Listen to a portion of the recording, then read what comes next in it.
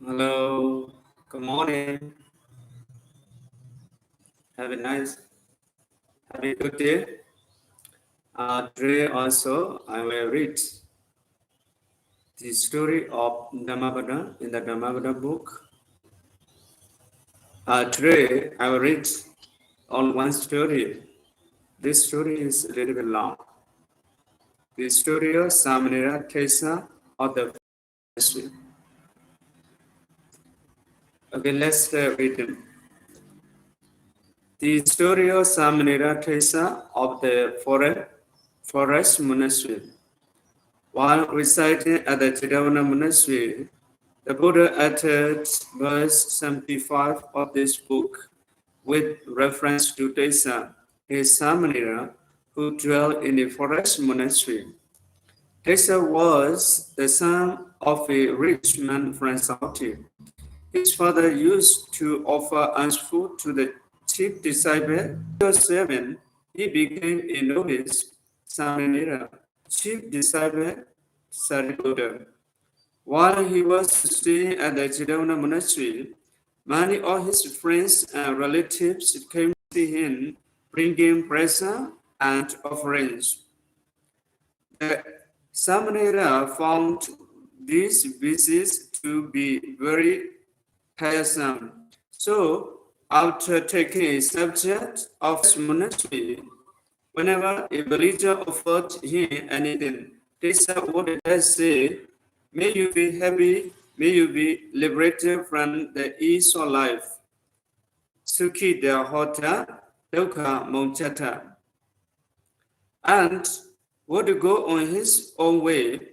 While he stayed at the forest monastery, he urgently and diligently practiced meditation. And at the end of 3 months, he attained Radhaship. After the Vasa, the Venerable Sariputta, accompanied by the Venerable Mahamoggallana and other senior disciples, paid a visit to Samanera Tissa.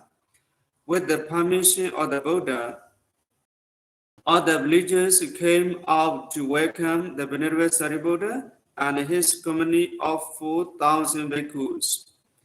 They also requested the Venerable Sariputta to favor them with a discourse, but the chief disciple declined. Instead, he directed his pupil Tissa to deliver a discourse to the villagers. The villagers, however, said that their teacher Tissa could only say, "May you be happy, may you be liberated from the ease of life," and asked the chief disciple to assign another bhikkhu in his place. But the Venerable Sariputta insisted that Tissa should deliver a discourse on the Dhamma, and said to Tissa, "Tissa, talk to them about the Dhamma and show them how to gain happiness and how to be liberated from the ease of life."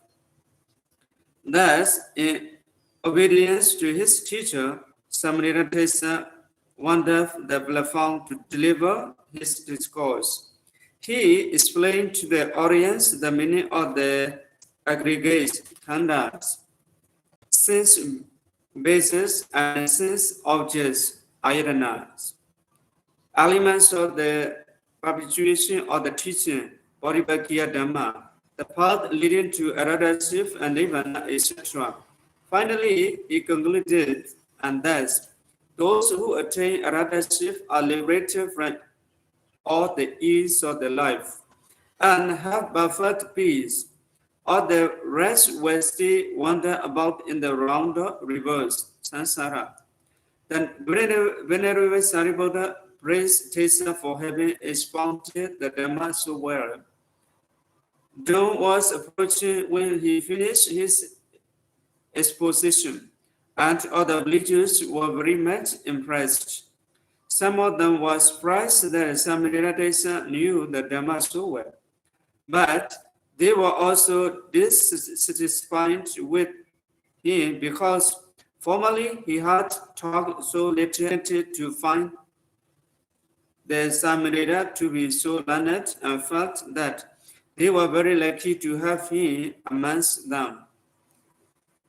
The Buddha, with his supernormal power, saw from the Jedavana monastery these two groups of villagers and appeared before them. His intention in coming to the village was to clear up the misunderstanding amongst the first group of villagers. The Buddha arrived while the villagers were preparing as food for the bhikkhus. So they had the opportunity to offer as food to the Buddha as well. After the meal, the Buddha addressed the villagers, "O lay disciples, all of you are so lucky to have Samanera Tissa amongst you. It is on account of his presence here that I myself, my chief disciples, senior disciples, and many other bhikkhus now pay you a visit."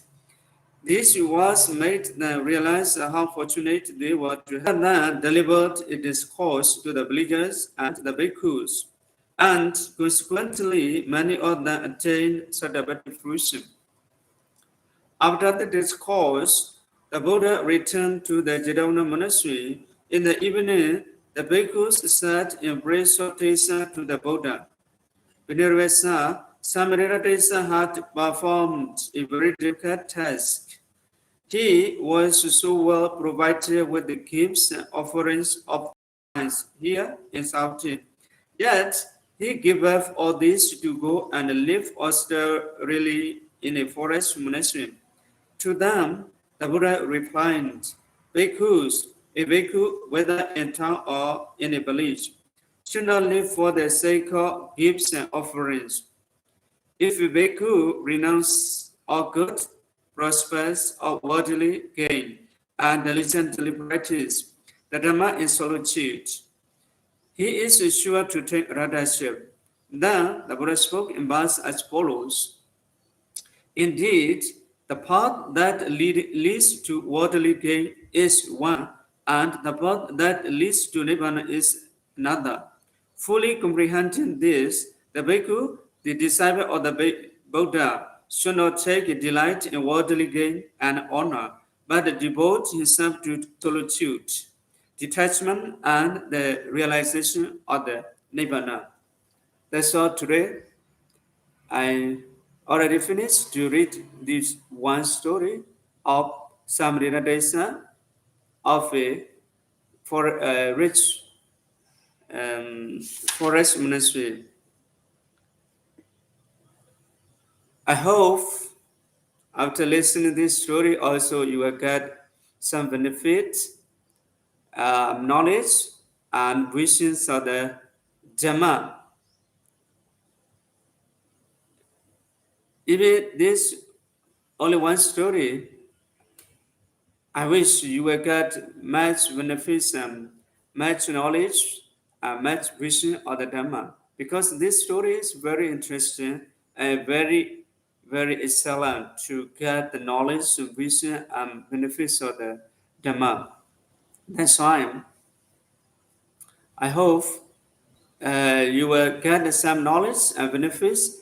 After getting some knowledge and vision and benefits of the Dhamma, you will follow and practice to get higher knowledge, higher vision of the Dhamma, even Sodavana fruition, Sodavati fruition or Sagadagami fruition. If you practice diligently, and I think you will get a switch. Thank you all.